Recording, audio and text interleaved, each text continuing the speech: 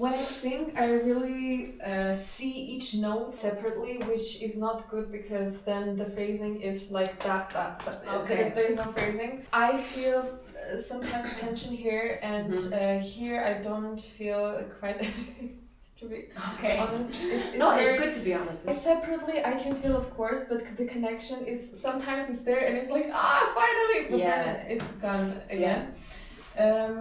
I focus a lot on text and the consonants and everything. How old are you again? 21. Oh God, okay, good. Oh baby, good. I like to work with babies. It's nice. I'm gonna show you what I do. I have nothing here, right? So if I really want to tank up, I want to open my rib cage and do this. And then I keep this open while I'm singing. This took a long time. I know everyone always goes, wow, but it took me a really long time to figure out how to do that. What you want to do is keep this open while you're singing so that you're guiding the sounds and everything that you're doing from here, but this stays open. When you're starting a pitch, your onset comes from here. So you're gonna go with this little hook behind your belly button towards your spine, this way, that way. And not like this, because if you go like this, you're gonna curl up to your rib cage. And then you can't access your lungs anymore. And then you get to the end of the phrase and you're like, I'm having trouble. Why?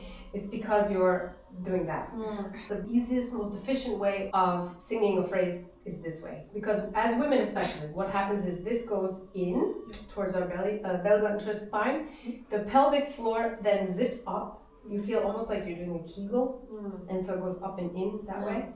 And this can then stay expanded. And you can access your back and your ribs back here because you're supported by your abdominals and your core. But if you go that way, then this is going to collapse. The diaphragm looks like an umbrella. So when it's open, it's like this. Or like a parachute, also like this. And underneath that, you can think about your psoas muscles as being these like two lines that almost go towards your pelvic floor. So everything is connected. What you want to feel is that the strings of the parachute, let's say, are pulling down and you're engaged in your core this way so that this parachute can stay open. Okay? That's that. What do you think about up here? I'm working to more understand these muscles. Okay. To make engage more. Okay. So what I want to think about here is if you were to take two pencils and put them between your temples and your third eye, where they cross inside is where you want to aim for. Teachers talk about placement, that's what they're talking about. Because the sound comes from here, our vocal cords are in here and in our larynx.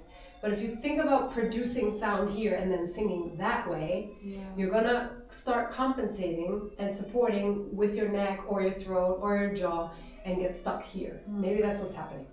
So you have to probably aim a little higher. And once you go up, then you want to turn it over and go out that way. So the direction is going to always be like this, up and over, up and over.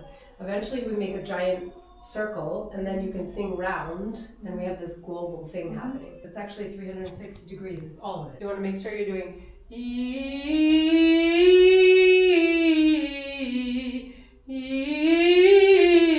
so it's always this like evolving space all the time.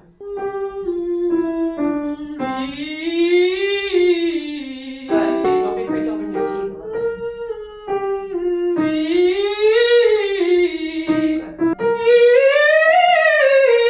Good. I've learned a lot. Already, good. Then your voice ossifies when you're 30 and you have to know what you're doing because if you don't, you get in trouble. Not you, I mean everyone get in trouble.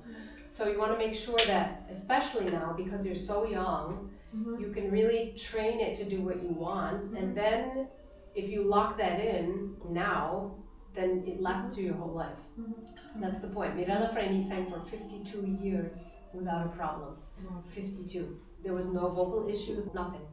And she could still sing really well when she was beaten the out of us every day. She would be like, you want to see how adieu notre petit table goes? Okay, fine. So she would sing it. And she'd be like, she goes, now it's your turn. Are you kidding me? After that, you want me to follow Mira Lafreni? Like, what? Shut up. Just do it. The Italian technique is built for that reason. You build a school that you can rely on for your entire career. So that you have a 50-year-long career and you know exactly what you're doing. Through menopause, through depressions, through pandemics, asthma problems or whatever, diabetes, whatever happens in your life, you still know how to manage your instrument. Yeah. Oh, that's what I want to learn. Yeah. Good. Yeah.